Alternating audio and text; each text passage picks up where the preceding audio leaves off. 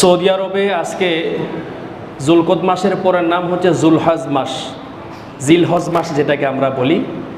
এই জিলহজ মাসের 1 তারিখ, আশা করা যায় আগামীকালকে আমাদের এই দেশে 1 তারিখ হবে। আজকে দিন শেষ হওয়ার সাথে সাথেই রাতের বেলায় আকাশে চাঁদ উঠবে ইনশাআল্লাহ। তো সেই হিসাবে জিলহজ মাসের 10 তারিখ কুরবানি, এই ঈদুল আযহা বা কুরবানির ঈদ, এটা আমাদের খুব সন্নিকটে বিদায়। আজকে কুরবানি সংক্রান্ত কিছু বিষয় নিয়েই আমরা আলোকপাত করার চেষ্টা করব। আল্লাহ পাক যেন আমাদের সকলকে আজকের এই আলোচনাটা ফলপ্রসূ করে আমাদের সকলের জন্য পড়িয়া আমিন। মুআজ্জাজ হাজিরিন, ঈদুল আযহা, এই ঈদ শব্দের অর্থ হলো খুশি, আর আযহা শব্দের অর্থ হলো কুরবানি, মানে কুরবানির খুশি, কুরবানির যে আনন্দ, এটাকে ঈদুল আযহা বা কুরবানির ঈদ হিসাবে পরিচিত। তো এই ঈদ শব্দটা যদিও বা খুশি অর্থে ব্যবহার হয়, কিন্তু অন্য অন্য খুশির মতো এই খুশি না। ঈদ শব্দটাকে ঈদ দ্বারা ওই খুশিকে বোঝানো হয় যেই খুশিটা বারবার মোমেনের মাঝে ফিরে আসে, একজন ইমানদারের মাঝে বারবার যে খুশিটা ফিরে আসে। কারণ ফারহুন শব্দের অর্থ খুশি, সুরুরুন অর্থ আনন্দ বা খুশি। এরকম খুশির অনেক শব্দ থাকলেও এখানে ঈদ ব্যবহার করার দ্বারা বুঝিয়েছেন এটা এমন আনন্দ যে আনন্দটা প্রতি বছর ঘুরে ঘুরে আবার আমাদের মাঝে আসে। সুবহানাল্লাহ করেন। এই বছর আমরা ঈদুল আযহা বা কুরবানির ঈদ উদযাপন করার পরে যখন সামনের বছর বেঁচে থাকলে আবার আমরা উদযাপন করতে পারি, পিছনে আমরা উদযাপন করে এসেছি, তো বারবার ঘুরে ঘুরে আমাদের মাঝে আসে বিদায় এটাকে ঈদ বা ঘুরে ঘুরে আসে এমন খুশি হিসাবে নামকরণ করা হয়েছে। আর দ্বিতীয়ত কুরবানি, এই করুবা বা কুরবান, এই শব্দটা মূলত এগুলো আরবি শব্দ, কিন্তু এই শব্দের সাথে যুক্ত করে যে আমরা যে বলি কুরবানি, এই কুরবানি শব্দটা ফার্সি শব্দ। এই শব্দ থেকে ফার্সিতে কুরবানি, এই কুরবানির এর শাব্দিক অর্থ হলো ত্যাগ করা, উৎসর্গ করা।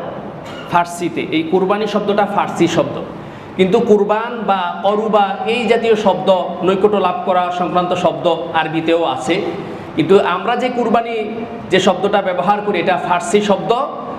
তাইলে এই কুরবানির ঈদ বা বছর ঘুরে যে ঈদটা আসে আমরা সাধারণত কুরবানির ঈদ বলে চিনি। এখন প্রশ্ন হলো, কুরবানির ঈদকে ঈদুল আযহাকে কেন ঈদুল আযহা হিসেবে নামকরণ করা হয়েছে? অথবা এই ঈদুল আযহা বা ঈদ বা যে আনন্দটার কথা আমরা বলি, এই আনন্দটার উৎপত্তি কোত্থেকে?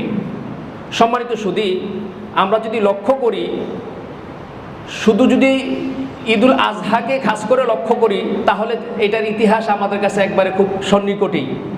আর যদি শুধু কুরবানি শব্দ দিয়ে এটা তালাশ করি তাহলে দেখা যাবে যে এটার ইতিহাস একেবারে সুদূর প্রসারী, সৃষ্টির শুরু লগ্ন থেকেই। কারণ কোরআনে কারীম আল্লাহ তাআলা বলেছেন, ওয়ালিকুল্লি উম্মাতিন জাআলনা মানসাকা, আমি প্রত্যেক জাতির জন্যই কুরবানি নির্ধারণ করে দিয়েছি। প্রত্যেক জাতিতেই কুরবানি ছিল, যার কারণে আমরা ইতিহাসের মধ্যে পেয়েছি আদম আলাইহিস সালামের সন্তান হাবিল এবং কাবিল, ওই 2 ভাইয়ের আকলিমা নামক আদম আলাইহিস সালামের সন্তানকে বিবাহকে কেন্দ্র করে যে কুরবানির ইতিহাস, একজনের কুরবানি আল্লাহর দরবারে কবুল হয়েছে, আরেকজনের কুরবানি আল্লাহর দরবারে কবুল হয় নাই। তাহলে সৃষ্টির শুরুতেই এই কুরবানি সংক্রান্ত ইতিহাস আছে, আর আল্লাহ বলে দিয়েছেন প্রত্যেক জাতির মধ্যেই কুরবানি ছিল। আর বিশেষ করে কুরবানির ঈদ আসলে যে আলোচনাটা আমাদের হৃদয়ে লাগার মতো সেটা হলো হযরত ইব্রাহিম আলাইহিস সালামের ঘটনা। কারণ হাদিসের মধ্যে পাওয়া যায় রাসূলুল্লাহ সাল্লাল্লাহু আলাইহি ওয়াসাল্লামকে সাহাবায়ে কেরামগণ প্রশ্ন করেছেন, মা হাযিল আযাহি ইয়া রাসূলুল্লাহ, ওগো আল্লাহর নবী, কুরবানিটা কি? আমরা যে এই কুরবানি করি এটা কি? আল্লাহর নবী জবাব দিলেন, সুন্নাতু আবিকুম ইব্রাহিম, এই কুরবানি হলো তোমাদের পিতা ইব্রাহিম আলাইহিস সালামের সুন্নাহ, তিনি কুরবানি করেছেন, এই হিসাবে আমরাও এখন কুরবানি করি। তাহলে আমরা কুরবানিটাকে যদি আমরা ঈদুল আযহাকে হিসাব করি তাহলে আমাদের এই ইতিহাসটা খুব সন্নিকটে। তারপরও হাদিসের মধ্যে এসেছে এই কুরবানির ঈদটা বা ঈদুল আযহাটা কখন থেকে এই উম্মতে মুহাম্মদের মধ্যে চালু হয়েছে, এই মর্মে হাদিসে এসেছে রাসূলুল্লাহ সাল্লাল্লাহু আলাইহি সাল্লাম যখন হিজরত করে মদিনায় গেলেন, হাদিসের ভাষ্য হলো লাম্মা কাদিমান নবী সাল্লাল্লাহু আলাইহি ওয়াসাল্লাম আল মাদিনাতে ওয়া লাহুম ইয়াওমান ইয়ালআবুনা ফীহিমা, আল্লাহর নবী যখন হিজরত করে মক্কা থেকে মদিনায় গেলেন, সেখানে গিয়ে দেখলেন তাদের কাছে দুইটা দিবস আছে, দিন আছে, যেই দিবসগুলোতে তারা খেলাধুলা করত, আনন্দ ফুর্তি করত। মদিনাবাসী বৎসরের মধ্যে দুইটা দিন খুব আনন্দ ফুর্তি করত। এই দুইটা দিবসের নাম হলো ইয়াউমুন নাইরুজ, ইয়াউমুল মেহরজান। তখন আল্লাহ রাসূল সাল্লাল্লাহু আলাইহি ওয়াসাল্লাম বললেন, কদ আবদালাকুম বিহিমা খায়রা, আল্লাহ রাব্বুল আলামিন তোমরা যে দুইটা দিবসে আনন্দ করতে, এই দুইটা দিবসে, এই দিবসের পরিবর্তে আরো দুইটা আনন্দের দিবস দান করেছে। একটা হলো ঈদুল আযহা আর একটা হলো ঈদুল ফিতর। রোজা রমজান মাসের পরে যে ঈদ শাওয়ালের চাঁদে, সেটা হচ্ছে ঈদুল ফিতর।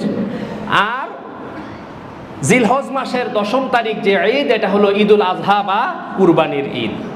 সম্মানিত সুধী, এজন্য বলছিলাম যদি আমরা কুরবানির দিকে লক্ষ্য করি, যে ঈদটা আমরা উদযাপন করি, এটার দিকে লক্ষ্য করলে ইতিহাসটা নিকটে, আর শাব্দিক অর্থে কুরবানি যদি আমরা লক্ষ্য করি, তাহলে এই ইতিহাসটা অনেক বড়, পুরানা, অনেক পুরাতন।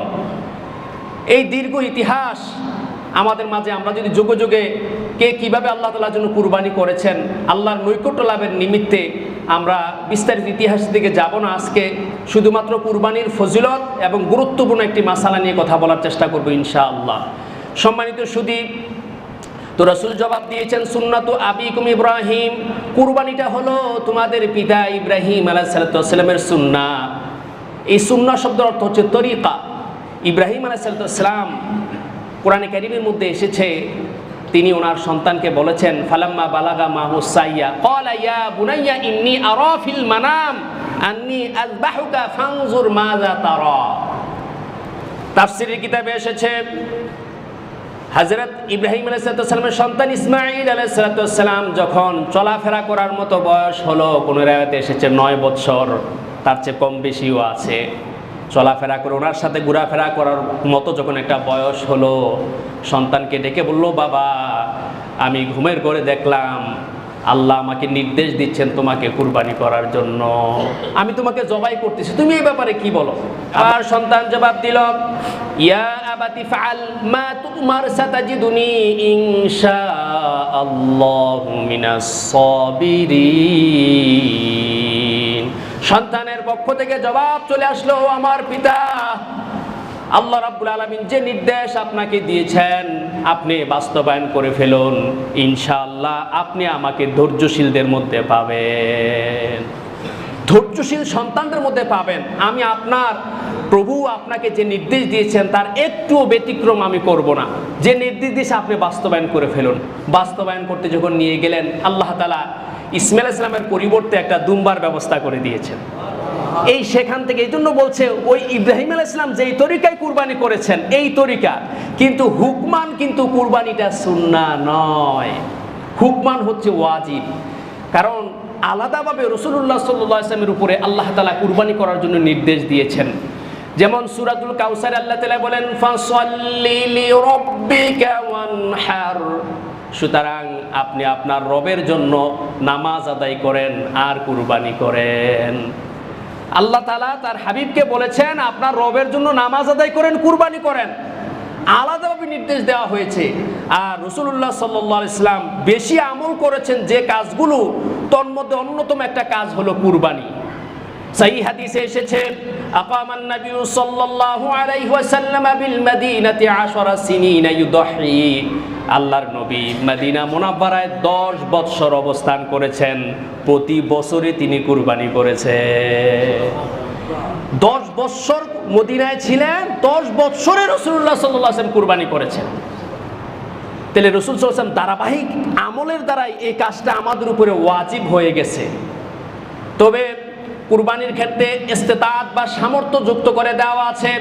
যেমন হাদিসে এসেছে, ক্বালা রাসূলুল্লাহ সাল্লাল্লাহু আলাইহি ওয়াসাল্লাম মান লাহু সাআতুন ওয়া লাম ইউদহি ফালা ইয়াকরুবান্না মুসাল্লানা। আল্লাহর নবী বলেন, যাদের সামর্থ্য আছে অথচ কুরবানি করে না, তারা যেন আমাদের ঈদগাহের মধ্যে না আসে। আল্লাহু আকবার বলেন না? কত সত্য কথা! সামর্থ্য আছে অথচ কুরবানি করে না, তারা যেন ঈদগাহের মধ্যে না আসে। তাহলে এই হাদিস থেকে হানাফি মাযহাবের একটা মাসআলা, যে আমরা অনেক সময় দেখা গেছে ছেলেও টাকা কামাই করে, কোনো কোনো মানে সন্তান এমনও আছে যে প্রতি মাসে 1.5 লাখ টাকাও কামাই করে, 1 লাখ টাকাও কামাই করে, আছে না না এরকম সন্তান? কিন্তু ছেলের নামে দেয় না, দেয় বাপের নামে। কথা কোন ঠিক কিনা? এই হাদিস থেকে মানলাহু সাআতুন, যার সামর্থ্য আছে, যদি ছেলের সামর্থ্য থাকে তাহলে ছেলের নামে কুরবানি হবে ছেলের পক্ষ থেকে, বাবার সামর্থ্য থাকলে বাবার নামে কুরবানি হবে। সাধারণত সন্তানগুলো বাবার উপার্জনের অন্তর্ভুক্ত। ছেলের সামর্থ্য থাকলে ছেলেদের সামর্থ্য দিয়েই বাবার নামে কুরবানি দিতে হয় সাধারণত। কিন্তু প্রকৃতপক্ষে যাদের সামর্থ্য আছে তাদের সাথেই কুরবানিটা সম্পৃক্ত। দেখা গেছে এক লোকের 5 ছেলে আছে, 5 ছেলের মধ্যে সকলের সামর্থ্য নাও থাকতে পারে, যাদের সামর্থ্য আছে তারা কুরবানি দেবে। আর ভাইয়েরা ইচ্ছা করলে এরকম করতে পারে যে আমার ভাইকে আমরা হাদিয়া স্বরূপ কিছু টাকা দিলাম, সেও কুরবানি করুক। এটা আন্তরিকতা, ভালোবাসা, যে আমরা সবাই দেই, এই ভাইটা যদি না দেয় কেমন দেখা যায়, এটা হচ্ছে ভালোবাসা। কিন্তু শরীয়ত বলছে যাদের সামর্থ্য আছে তারা কুরবানি দেবে, সামর্থ্য না থাকলে কুরবানির প্রশ্ন এখানে আসবে না। তবে কোরআনে কারিমের মধ্যে সামর্থ্য যদি নাও থাকে, কুরবানি করলে যদি করার কোনো রকম সুযোগ থাকে, ধারকর্য করে, মানুষকে কষ্ট না দিয়ে ধারকর্য করে যদি সুযোগ থাকে, কুরবানি করার মধ্যেই কল্যাণ নিহিত আছে। যেমন সূরাতুল হজ এর ৩৬ নম্বর আয়াতে আল্লাহ রাব্বুল আলামিন বলেন, ওয়াল বুদনা জাআলনাহা লাকুম মিন শাআইরিল্লাহ লাকুম ফিহা খায়র। আল্লাহ রাব্বুল আলামিন বলেন, আল্লাহর জন্য উৎসর্গিত উট, যেটাকে আল্লাহ রাব্বুল আলামিন নিদর্শন স্বরূপ তোমাদের জন্য নির্ধারণ করেছেন। তাহলে এই যে উট কুরবানি দেওয়া, পশু কুরবানি দেওয়া, এটা আল্লাহর পক্ষ থেকে একটা নিদর্শন। এই যে নিদর্শনের ব্যাপার আল্লাহ বলছে যে লাকুম ফিহা খায়রুন, যে তোমাদের জন্য রয়েছে এই কুরবানির মধ্যে কল্যাণ। এই আয়াতের তাফসির পড়লে দেখা যায় বিভিন্ন মনীষীদের জীবনীতে যে তারা সামর্থ্য যদি কমও থাকে, সুযোগ থাকলে তারা কুরবানি করেছে। কারণ আল্লাহ যেখানে বলছে কল্যাণ আছে কুরবানিতে, তাহলে এই কল্যাণকর কাজটা কেন ছাড়ন সুযোগ থাকলে? তবে একটা মাসালা বলে দেই, অনেকে প্রশ্ন করে, হুজুর কারো যদি কেউ যদি ঋণগ্রস্ত হয়, ঋণ থাকে, তাহলে তার জন্য কুরবানি দেওয়া জায়েজ আছে কিনা, এইভাবে প্রশ্ন করে। যদি এইভাবে প্রশ্ন হয় তাহলে আমি বলবো যে কেউ যদি ঋণগ্রস্ত হয়, তাহলে ঋণগ্রস্ত হওয়া এক জিনিস, কুরবানি আরেক জিনিস।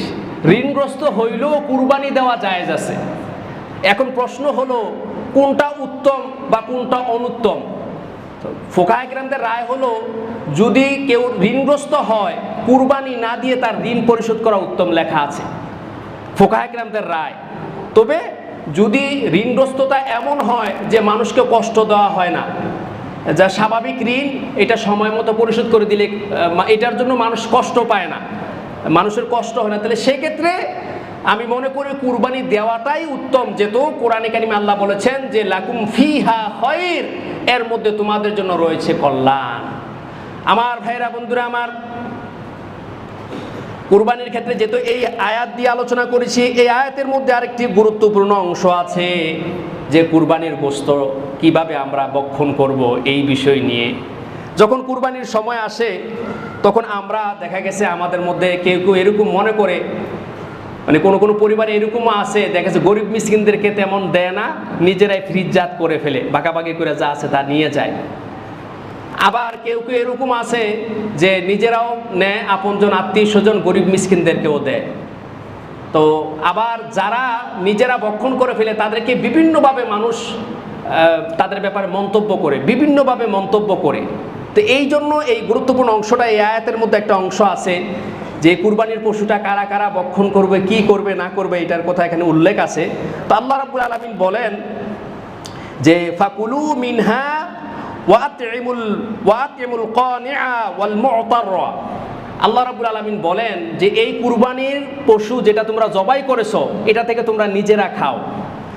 আর ওয়াতিমু, তোমরা খাওয়াও, আল কানিআ, কনে বলা হয় ওই অভাবগ্রস্ত যে ধৈর্যশীল, মানে অভাবী, কুরবানি দেয় না, অভাবী কিন্তু ধৈর্য আছে, কারো কাছে হাত পাতে না, কারো কাছে চায় না, এরকম লোক আছে না নাই? কিছু লোক আছে কুরবানি দিতে পারতেছে না, সামর্থ্য নাই, কিন্তু কারোর কাছে সে হাত পাতে না, চায় না কারোর কাছে। তো আল্লাহ বলছে এইরকম ধৈর্যশীল যারা অভাবগ্রস্ত তাদেরকেও তোমরা খাওয়াও। আর আর কি করো? ওয়াল মুতাররা, আর ওই রকম অভাবী যারা হাত পাতে। আল্লাহ উল্লেখ করে দিয়েছে কোরআনে, কিছু অভাবী আছে অভাব থাকলেও হাত পাতে না, কিছু অভাবী আছে অভাবের কারণে মানুষ কাছে হাত পাতে। তো যারা হাত পাতে তাদেরকেও খাওয়াও, যারা হাত পাতে না ওই রকম অভাবীদেরকে খাওয়াও, নিজেরাও তোমরা ভক্ষণ করো। আমার ভাইরা বন্ধুরা আমার, এখন কুরবানির যেই পশুটা আছে এটার ভক্ষণ করার ব্যাপারে, যেহেতু কুরবানির যে নির্দিষ্ট দিন আছে, যেমন কুরবানির সংজ্ঞার মধ্যে লেখা আছে যে কুরবানিটা হলো হায়ওয়ানুন মাখসুসুন যুবিহা ফি ইয়াউমিন মিন আইয়ামিল উদহিয়া।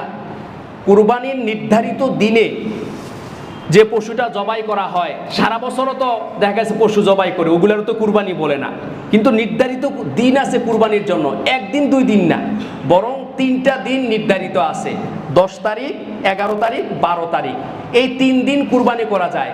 3 দিনের মধ্যে কারোর কাছে যদি সামর্থ্য আসে তাহলে 3 দিনের ভিতরে তাকে কুরবানি করতে হবে, একদিন না শুধু কুরবানি। আমরা মনে করি শুধু একদিন কুরবানি, 3 দিন পর্যন্ত কুরবানি দেওয়া যায়। আপনি প্রথম দিন পারলেন না, দ্বিতীয় দিন পারলেন না, তৃতীয় দিন, 3 দিন পর্যন্ত কুরবানি দেওয়ার সুযোগ ইসলামে আছে। এই জন্য কুরবানির নির্ধারিত দিনে যে পশুটাকে আল্লাহর জন্য উৎসর্গ করা হয়, এই এটাকেই কুরবানি বলা হয়। তো সম্মানিত শুধু এই কুরবানির পশুটার যে গোশতটা দেখা গেছে, এটা মানুষের মাঝে যে এখন বর্তমানে ফ্রিজজাত করার একটা প্রবণতা আছে, এই ব্যাপারে ইসলাম কি বলে? ইসলামের শরীয়তে যদি আমরা বিভিন্নভাবে হাদিসগুলোর দিকে যদি লক্ষ্য করি, কোনো হাদিসে এরকম পাওয়া যায়, রাসূলুল্লাহ সাল্লাল্লাহু আলাইহি সাল্লাম বলেন, মান দুহা মিনকুম ফালা ইউসবিহনা বাদা থালিসাতিন ওয়া বাকা ফি বাইতিহি মিনহু শাই।